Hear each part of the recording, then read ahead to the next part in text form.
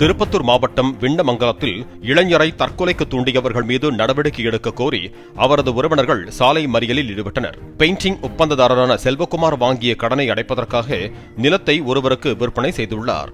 அந்த நபர் முறையாக பணம் செலுத்தாததால் கடன் கொடுத்தவர்கள் செல்வகுமாருக்கு நெருக்கடி கொடுத்து வந்ததாக கூறப்படுகிறது.